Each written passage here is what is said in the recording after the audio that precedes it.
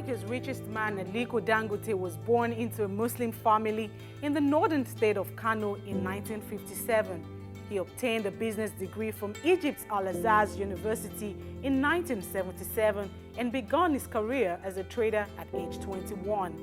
He went on to build the Dangote Group, one of the continent's largest conglomerates, and is currently worth around $15 billion according to the Bloomberg Billionaires Index. The Nigeria-based company owns Sub-Saharan Africa's biggest cement producer and has interest in sugar, salt, and flour, as well as a closely held food and beverage company. He also plans to build a $9 billion oil refinery facility near Lagos. Bloomberg News reporter Paul Weller sat down with industrialists to discuss plans to quadruple gas supply in the country, London listing next year, and the state of the Nigerian economy. Do you have any plans to buy oil and gas blocks in Nigeria? On a long term, yes, we will buy a couple of them, but right now we need to finish digesting what we already have been chewing before we jump into the next one. Even though, yes, on the purchase of the oil blocks, we have already bought 2. As you are aware, we bought block 71, block 72. And what we are trying as part of our own contribution to Nigeria, we have looked at that. Look, even today, Nigeria has total about 10,000 megawatts of power. But the biggest issue and challenge is gas.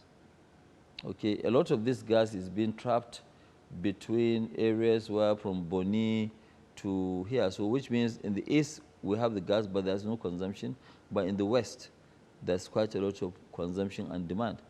And what we are trying to do is to build 2 pipelines of 36-inch of, east to west. We start, it's about 550 kilometers. It's going to be buried under the bed of the sea. And, it will be evacuating about 3 billion cubic feet of gas. At the moment, the total domestic consumption of gas which we have, or supply of gas, is 1 billion scope, average. And we want to quadruple that. We want to take it to 4 billion. And we have also that as a project. So what do we want to do? Do we want to process the gas and pass everything? No. We have our own gas blocks. We bought some. We have partnership with some people, which I think is going to give us about 800 million scope. That will be the anchor project, which means that, yes, even if we don't have anybody, this can make us not to go bankrupt. It will make us to break even. We'll have enough gas that we need in the refinery, in the petrochemical, and the fertilizer. Then we'll be carriers to other people. And the gas will go to Delta State. It will tee up in Delta. It will tee up in a place called Olokola, which is Ogun and Ondo State. It will tee up in Lekki, where we have our refinery, and then it will connect to the West African gas pipeline. Having 3 billion scope of gas additional, it will sort out all the gas issues that we have today in Nigeria, all. How much will that cost, and how would you fund it? We're going to fund it. That will cost us another $2.2 to $2.5 billion, but it's badly needed. Actually, it's much more important than even the refinery, as far as I'm concerned. And what sort of time scope are you looking at? We are looking at about 2017, on December, end of 2017. It should be ready. One pipeline will be ready sometime by middle of 2017. We've gone very, very far, and I think based on our program, we'll start the purchasing of the pipes will be in September. So before end of this year, we'll start laying pipes. And will you take on debt to fund it? You mentioned that. Well, obviously, we'll take a couple of debt, but we have a lot of companies, right, from IFC, from Blackstone, from Carlyle. They're all very interested to participate. Nigeria's obviously been impacted heavily by the fall in oil prices since the middle of last year. Could you just explain how that's affecting your businesses and also how it's affecting Nigeria's economy as a whole? Well, it has affected the definitely, the Nigerian economy, but vis-a-vis our own business, it has affected, but not very significant, effect. Um, we're in a specialized business. Eventually, yes, it will catch up. But one thing that you have to also remember, oil at $60, if Nigeria is doing what is right, we actually will do very well. We don't need oil at 110, 100, because it's not really a realistic price, so to speak. And can the country really do very well? Can the country survive? Can we cover all our needs at oil at 60? Yes, if we do block most of our leakages. The biggest issue that we have are actually the leakages we have in the system, not about oil price. Yes, oil price might not give us the mileage to do what we want to do, but that's why they say that always there is a rainy day and you need to keep some money. Has the sort of or the slowdown in Nigeria's economy since the second half of last year, has that meant that you've had to, for example, slow down or delay any of your plans, or perhaps lay off some workers, for example? We actually have not, and we haven't even really thought about slowing down on our major, expansion plans. When I said of major, I'm talking about the old things that we've been doing. Number one, the cement expansions all over Africa, including even new ones that we have just started. And we have not also slowed down on our refinery, which we announced. We are going the full hog. We have not slowed down on our fertilizer, which is urea and ammonia, 3 million tons. And we haven't also, slowed down on our polypropylene, polyethylene. What we have actually slowed down a bit is actually, the issues like the rice and the sugar, because there are a little bit of, there are few challenges. The challenges that we have is actually the availability of the foreign exchange to fire on all these cylinders. I mean, we have $16 billion worth of projects. Yes, some money we have in dollars, some we have in naira. So we cannot be unrealistic by saying that central bank must provide all the dollars that we need as of today. But over a period of time, we'll be able to, cover all those things. I think majority of the slowdown wasn't really coming only from the oil price. Yes, low oil price contributed, but if you remember in the last 4 or 5 months, as you asked me earlier on, it was mainly due to political activities. People were not sure who was going to win the election, and so everybody, people slowed down, said that, hey, let's see which government. Will it be Jonathan who will win the election? Would it be Buhari? But I think right now we're having a very clear position that yes, Buhari has won the election. Confidence has started coming back. People who have actually slowed down because of the political risk, which is now fully being mitigated, people will go back into investment. You mentioned the availability of foreign exchange. Is that something that, is it hard at the moment for your businesses to access the dollars that they need at the moment?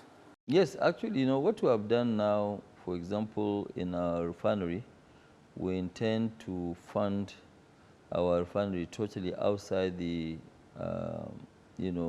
foreign exchange from the Central Bank of Nigeria. We are going to make it fully in an export-free zone, which means we will source our own, dollars. There are other areas which we have already planned to continue to source our dollars, and we have quite a substantial amount of dollars to carry on with our project, so we really don't have much issue. The other areas, because of the size of our company and also the seriousness that we have in adding value to the system, take for instance our cement. We have capability and the capacity to export maybe up to about 4 to to $500 million worth of cement, beginning in the next. We've started, but we need to adjust a lot of the logistics issues. But by the time that we address the logistics issues, we will definitely be able to, earn maybe average of about $400 million every year in terms of export of, cement, which is almost like 85% local input.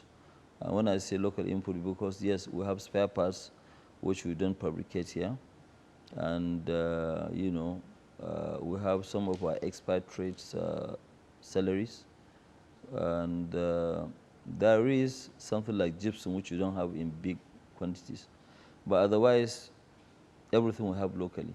And is the sort of fall in the naira and the sort of shortage of foreign exchange at the moment, is that pushing you to perhaps even harder to sort of source things locally? Or? Well, that's a good question. We've actually seen it happen because we realize that, yes, this $110 price of oil is not going to be a permanent thing. It's going to evolve. Things will be changing. And since we believe that things will be changing, what we have said is that, look, let us turn this company to an export-oriented company. When you go back, you look at all the plants that we have in Dangote group, be it cement, be it petrochemical, be it everything is to do with earning of foreign exchange. So the intention of Dangote group is that by the year 2017, we will be one of the biggest sellers of dollars in the market. We will not buy one single dollar from Central Bank of Nigeria.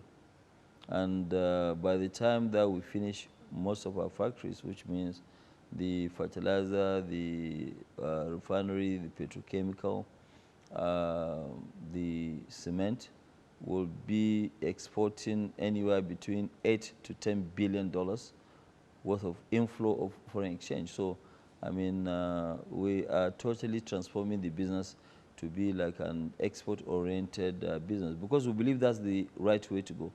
And we want to lead, and we want other people to follow us, so that we don't really depend on, oil giving us 97% of earnings in foreign exchange, and also 75% of government's revenue. We have to diversify the economy if we really want to have it easy. On the exports, are you talking about $8 to $10 billion worth of cement each year, is it? About $400 million worth of cement export. But group-wide, by let's say worst case, 2018, in the next 3 years, the Dangote group will be able to export about minimum to $10 billion of foreign exchange worth of goods. When you say exporting oil, are you talking about refined fuel? Oh yes, not oil. We are not exporting oil. What we are doing, the refinery we are building is 650,000 barrels per day. It's one of the largest single-line refinery in the world. And the products that we're having, they are by far much, much higher than the export. As far as I understood it, do you have a license yet for the refinery? Yes, we do. We've gotten our license for the refinery sometime in, I think sometime in January, February. We have. The government have actually graciously given us a license. What's the latest with the refinery in terms of what's actually happening now, when it will start, and also when do you expect it to be up and running, if you like? I think we still believe that we'll finish. The other challenges like sand filling and coal, which is taking a lot of time, but we're addressing those issues. The soil condition is not really that great. We're also sorting that out. But we're saving quite a lot of time from long lead items that ordinarily they will take 30 months to fabricate. which means machinery supplies. That will also save us time. So mechanical completion, will have mechanical completion by end of 2017. We will be in the market with our high quality petroleum products by first quarter of 2018. And at that stage, what capacity will that refinery be at, do you think? In the refinery, we are doing all sorts of, from aviation fuel, kerosene, PMS, which you call abroad gasoline, and then diesel. All these products we will be exporting and will meet 100% the domestic demand. Whether the old refineries work or not, we have the capacity to meet of the demand of Nigeria's, we have capacity to meet up with the Nigeria's demand. So there are no issues about, and then in the plan, we have already planned that if the consumption continues to increase much more than what we think, we have also space to triple that refinery. And it means that we'll be one of the largest, will be the largest actually single refinery capacity in a single location in the world. That would be sort of almost 2 million barrels a day. Yes, almost, if that happens, yes. But I think Nigeria, we're better off to refine all our products. I mean, as you know, one of the major challenges that we have in Africa is that majority of our raw materials, we export them unprocessed. So if you don't add value, people will give you, peanuts. But if you refine, whether it's refining, whether it is food or cocoa, you fully process and you take it out there, you earn much more money. So, and that's what we are trying to do. You said you'll meet sort of domestic demand and then, I suppose, export the surplus. Where do you expect to, export fuel to? I think what we will need to do first is to try and cover the regional market, which is West Africa. Then within the, sub-Saharan African market. Because as of today, when you look at it, the only good refineries that we have working in sub-Saharan Africa, there are actually two, the ones in South Africa and the one in Cote d'Ivoire. And we are not trying to export to Europe, even though our quality is Euro 5, which is the standard that they use in Europe. And I think those standards will also come here very soon. You mentioned meeting domestic demand. Are you saying for, say, PMS, that you might be the sole supplier of PMS? We might not be the sole supplier because they already have domestic refineries. And I'm sure maybe the government will look into, repairing them. But I don't know whether it is going to be cost effective to repair those refineries and refine products. Technology has dramatically changed when you look at 30 years ago to date.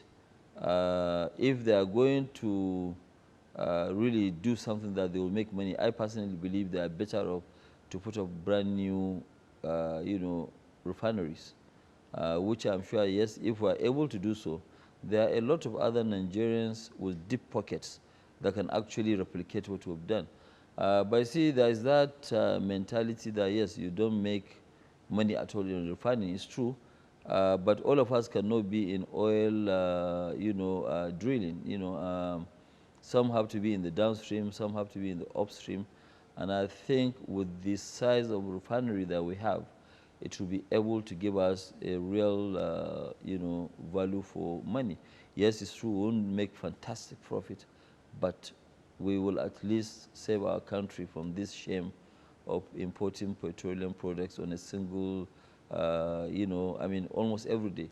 Because if you look at it, the money we spend on demurrage alone for ships coming, 300 ships waiting out there trying to discharge, it's enormous. And it takes 38% of our import bill, and that's not really acceptable. Are you looking at any new countries for investing in the near future, and any new industries, perhaps? Well, for now, what we are trying to do, we're actually trying to focus mainly on sub-Saharan Africa. We might do something outside sub-Saharan Africa, but for now, we have quite a lot that we're doing. And for us to be focused, and I think it is by far better the way that we have planned how to do our business. The only business that we take outside Nigeria and replicate what we are doing in Nigeria is to do cement. That one we understand the business in and out, and there's a lot of room for growth, and that's what we are really looking forward to. Just on capital markets, what is the latest with Dangote's cement's plans to list in London? No, I think we will list in London. You know, what we are trying to do now, between now and maybe the next, 6 to 9 months or 10 months from now, is actually trying to address all the governance issues, trying to take us to the next level where when we go now to list, we'll not really have any issues, in terms of changing of the board, the skill sets of the board, and, who represents who. And, so there are quite a lot of items that we have already met the criteria, but we want to do more so that we are sure when we get there, we'll be able to list. I think we'll be ready to list sometime towards ending of 2016 at the latest. And so which means anytime between beginning of 2016 to the end of 2016, we'll be able to, to list.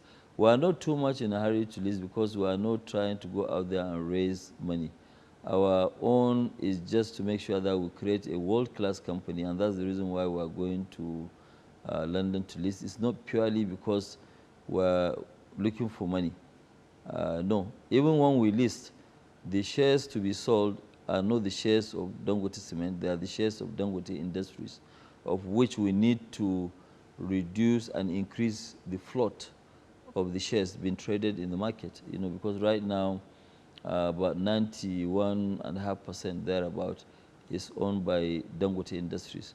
So by regulation, we have to sell down roughly additional 11.5% to conform with that, and we're working very hard towards that. What does a new government mean for your businesses? What do you think it means now that we've seeing a change in government for the first time in 16 years? I personally believe that there's quite a lot of challenge on the incoming government because the expectations are extremely high. And but are they deliverable, especially the promises that they've given? Yes, but they have to be very focused and target maybe mainly few issues. I mean, the biggest issues that we need to target in Nigeria is that we need to tackle corruption to start with, security, because the lack of security is caused by corruption, okay? And then we need to create jobs, because once you do that, fine. But main point is energy. The electricity that we need to supply to the almost everywhere, to the industries. We need the small and medium scale industries to work. Without power, which is energy, they will not be able to survive. So I think if government can concentrate on this, the rest of the areas, they will come up. Education will come up, health will come up. It's like a trunk of a tree. If that trunk is bad, no matter how much you take care of the branches and the leaves, they're not going to survive. So these are the critical issues which I think we need to address. By addressing these issues, it will help to address those other issues automatically. Luckily for us, Nigeria has the highest number. 60% of the entrepreneurs in sub-Saharan Africa, that in Nigeria. With that kind of entrepreneurial, brains behind or in the country, you cannot go wrong. The economy can bounce back like yesterday. Simple, easy. And I am sure by the grace of God, we'll get there.